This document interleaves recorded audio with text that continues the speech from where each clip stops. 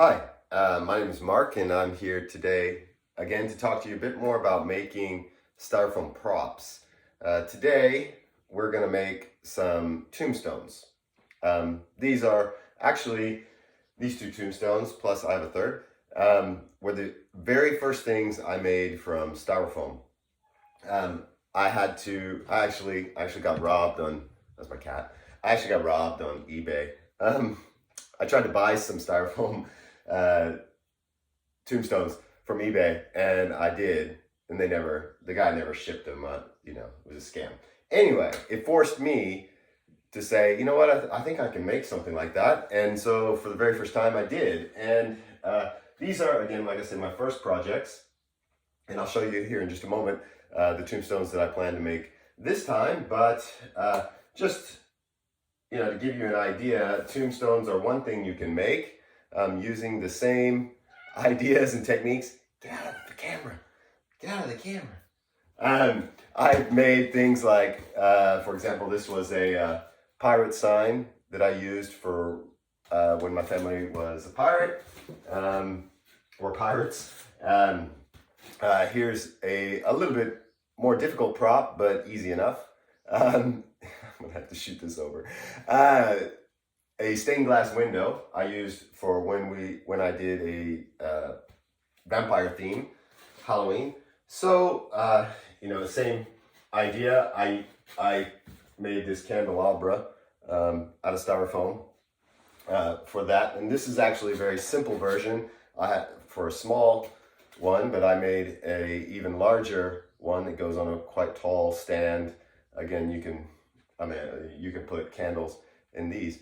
But things like this, you can make very big 3D props for very cheap, comparatively. You can buy styrofoam tombstones at a lot of party stores, but they're pretty small. So something like this. These are both these are 3 feet tall. And the ones we're going to make are also going to be 3 feet tall. Look great in the yard, but enough selling it. Let's get to it. Let's make some tombstones.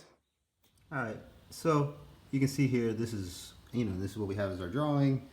We got our piece of styrofoam, and I have just sort of drawn a nice frame for this one. We're going to cut this out, replicate it, and then we're going to make the border.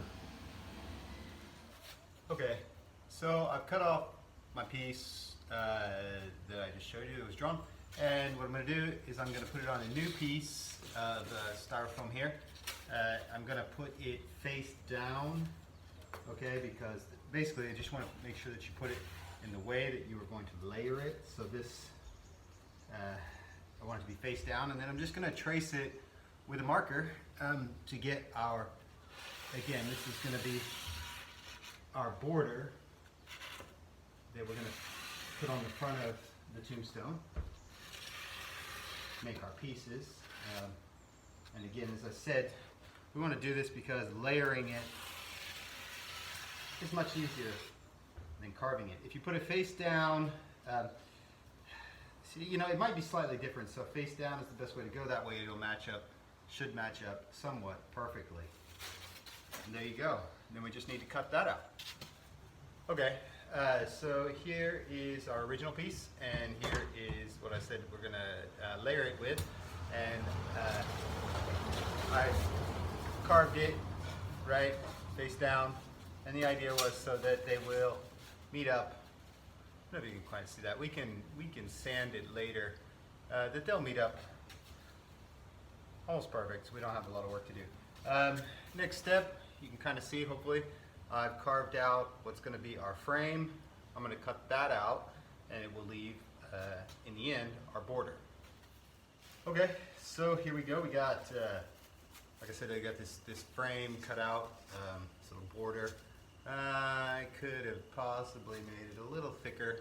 You can always, it's always better to err towards bigger, because you can always cut more off. You cannot add, very easily. Anyway, so this was the inside here. That was inside of the frame, and so I'm going to use this to cut out our inner pieces. So I'm gonna make this little skull guy and cut out our rest in peace, and then we'll be able to put those on there. And then for the most part, we'll be done and ready to paint. Another question I get a lot, or is how do you cut this foam? Just quickly, I did another video about styrofoam pumpkins, but I use these cutters, box cutters. I have two kinds usually, kind of like a thicker one and then a thinner one. The thinner one is just a little bit easier to turn because you can turn slightly with these. The thicker one, is a little bit harder to turn. I have a little piece of scrap foam here. I didn't record me cutting up those tombstones, but basically when you're going to cut this and you have a line you're going to cut, you just want to make sure that you put your knife in and try to keep it as perpendicular as you can. It's not do the best you can. Try to keep it upright and straight at a 90-degree angle. I use a piece of cardboard below my cutting surface. Well, a couple things. One, it protects whatever surface you're on. This is a little work table, so I don't really care, but it also protects the tip of the knife, and it also means that you can go through the styrofoam and not really worry about much. It gives you a little bit of a give, gives you the ability to cut. And the other big point with these knives is don't try to slice it. That's not going to work very well usually. What you're going to do is you're going to, just like I was just doing just now, is you're going to kind of saw at it, moving it, putting a little bit of a pressure on it so that as it moves through, it does slice the piece, and then they come apart nice and easily like that. The next step really is pretty simple. I want to sand these down just a little bit. These are supposed to look like stone, so it doesn't really matter. You can see that the styrofoam is quite porous like this. If you sand it, it makes it a little bit smoother and easier to paint, but since we want it to look like stone, I might not do too much. Anyway, I'm going to sand it, try to remove some of these black lines a little bit before we paint, and then we can glue it together.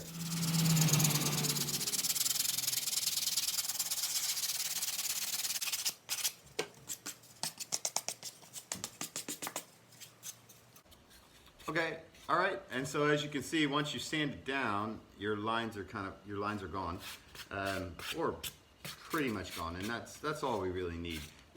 When you coat this with paint, if you're doing basically just a really light, thin coat across it, the lines will show up. So you might not want that. Again, and the other thing about sanding them down is, if you can see, can you get that in the light? Anyway, this is the one we sanded, and it has a much smoother finish versus this one, which isn't sanded yet. And the difference between the two, when you try to paint, when you sand them, the paint will go across this very smoothly, and you won't need to use as much paint. If you use this coarser finish that, the styrofoam comes like this, if you use that, just more paint gets down in it. It doesn't spread as easily. Which means in the end you're going to use up more of your paint. Not a very big deal, so if sanding is something you don't want to do, or you actually like the look of this porous kind of material, it does look really good for stone. You don't need to do that, but I am going to, because I need to get rid of these lines. Okay, so here we go. These are all sanded. As you can see, we kind of got rid of some of the lines, at least. And this is also another bit of the lineup that I made this Halloween. I'm going to do some more jack-o'-lanterns like this. If you're interested in these, I'll have a different video for that. But next step is to paint the backs. We are going to do some of the back painting, and also inside of the eyes, for example, these skulls, inside of the R and the P there, that empty space.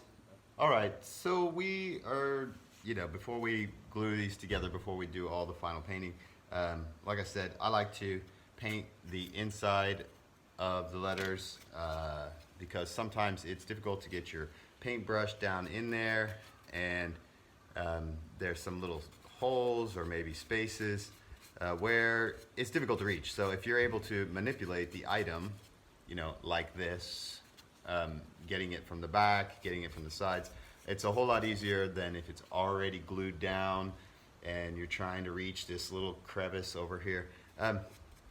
Anyway, so if you do this beforehand, it maybe saves you a bit of frustration and you know, messing around longer. It's just you know, more prep. I use a water-based house paint. I got a big bucket like this. I'm in Japan, so it's in Japanese. But any water-based house paint will do. Also, as you can see, I've already painted the inside of a couple skulls, but I use toothpicks like this to kind of stand it, so I can just keep it up off of the newspaper as it dries. If you put it down flat on the newspaper, the paint could dry to the newspaper, and then once it's dry, you got to pull it off. Again, big mess, but something like that works really well. They just stick right in there, and then you can set it there to dry overnight. There you go. You can see a hot glue gun to glue the pieces together. This is kind of a better example of why you want to paint the back, because it would be really hard to get the paintbrush down into some of these smaller places. I mean, you can, of course, you can do it, but if you paint the back, and again, paint inside the eyes here, it just helps. And then we'll glue these on like this. Right now they're still free, but I'll just glue one on at a time, try to keep that placing and placement like that. And then once everything is glued together, we'll be all set. The only other thing I would suggest, what's really great about the hot glue and glue gun is that it dries really quickly, which means we can go ahead and just start painting in a couple minutes. The bad thing about the glue gun is it dries really quickly. So you're gonna have to move kind of fast, especially if you're doing large projects. So I put glue, you know, I'll just put a little here, here, here, here, going across like that. And you can do the whole thing. One other sort of tip for the glue gun is make sure that if you are doing a large piece like this, keep an extra glue piece, because you probably will run out.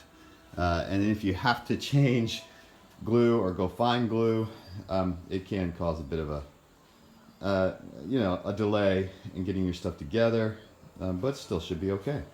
All right, I'm going to glue these up, and then we'll take a look at them and then paint them.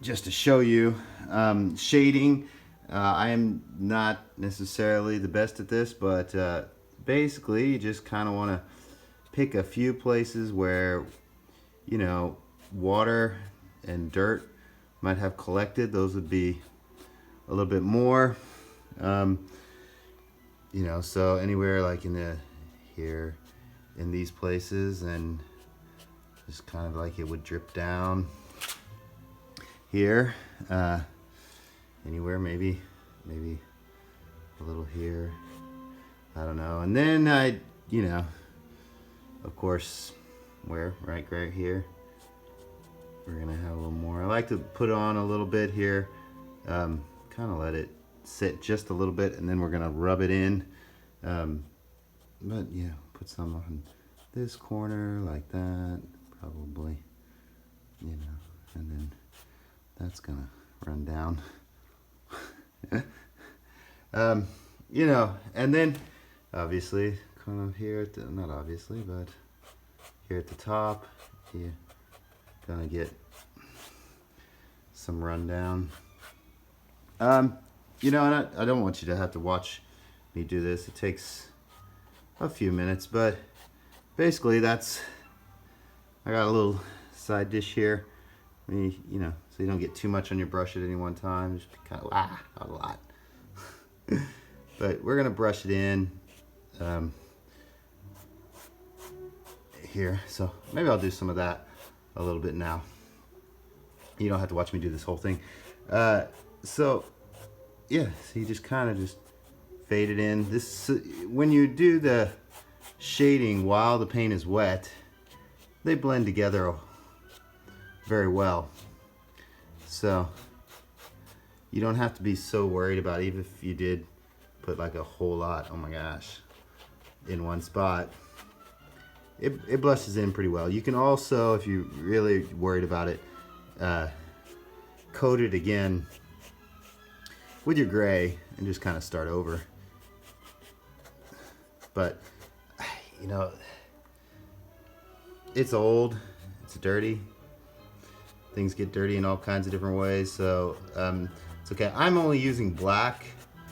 It would be okay to also use, you know, some gray a little bit even.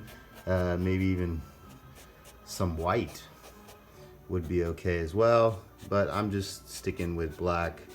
Simple is fine for me here. So you can see kind of how that gets rubbed in a little bit there. And if you're too subtle with the shading, which I've said before, sometimes, you know, it just doesn't show up well in photos. So if you're doing something in the light, or it's probably not a big deal, but in darker environments for Halloween, your shading probably isn't going to show up much at all for most people. Anyway, that's a good start. I'm not going to make you watch the whole thing. I'll take you over here. You can see a little bit more. We'll show you at the end of this what it looks like painted up. But once these are dry, they also generally dry slightly subtle. I might have gone overboard here, but that's okay. It doesn't bother me. And yeah, once I get these all done, I'll let you take a look.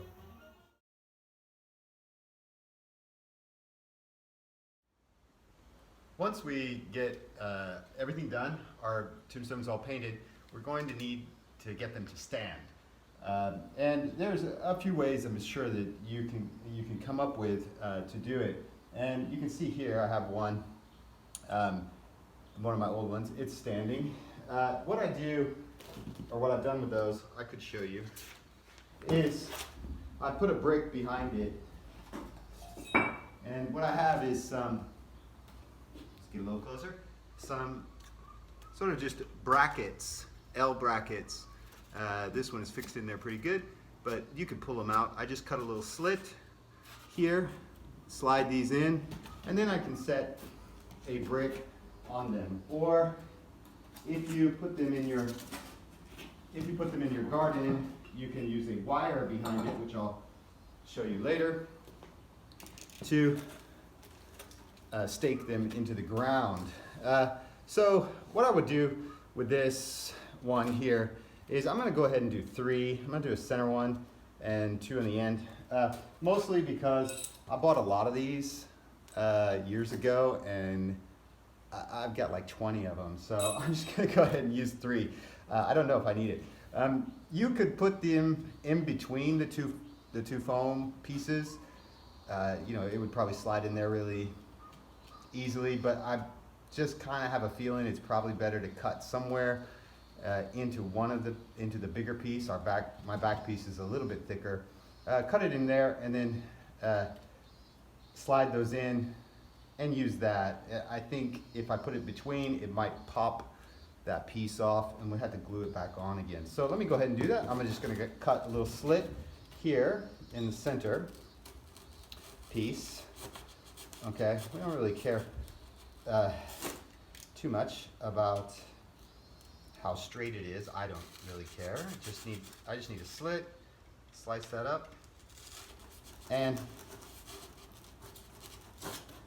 then push our piece in. So as long as our slit is big enough for our, I'm sorry, let me pull this up a little higher. As long as our slit is big enough for our L bracket, it should push in there nice and tight, like that. Okay, and I'll just go ahead and do the other two.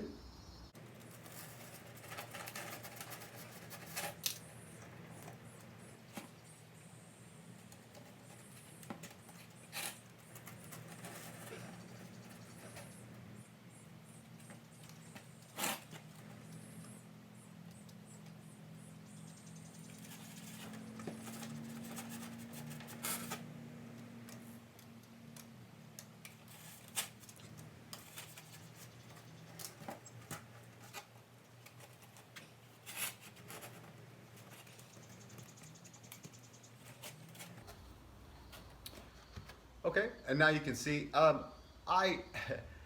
bought, like I said, I bought these for making a haunted house, and you know, they're small. I would, if I was buying them to do the tombstones, I would buy larger ones. But most of the time, I set these in my in a room. I decorate for a party. I decorate for inside, so I don't really need big long piece. But if you're gonna put them in the lawn, you might want a longer one. But let's go ahead. Got some bricks. I'll put a brick behind it, and there you go. Our tombstone is standing. Actually, you can't really see it that well, but trust me, it is. And I'll show you the tombstone. I'm gonna do the other ones. I'll do the other ones up, and I'll show you them in some like a Halloween decorated environments. Okay, here you go. See them set up here in the front of my house, and I just have bricks behind them for this. Here you go. Here they are outside. Again, outside is going to be a little bit more difficult because you have to deal with wind. So what I've done is, let me go ahead. This is the place that I'm going to use them this year.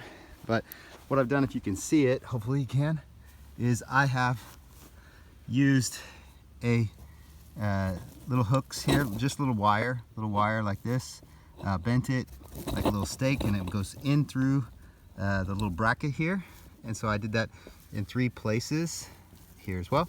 And I put a small, just a little garden stake. It's just a little thing that I bought at the home store, behind it as a support. So I kind of push these in pretty good. And if you can see, it's not quite standing straight. They're all at a bit of an angle, so that stake behind them gives you just a little support for it.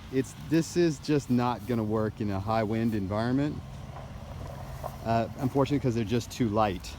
So you'll have to do something a little bit more. You could put the bricks behind them as well. You could also stake some wires in front of them.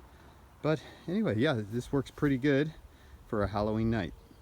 All right, all done. You can see we have these tombstones all set up. I got my cat here still.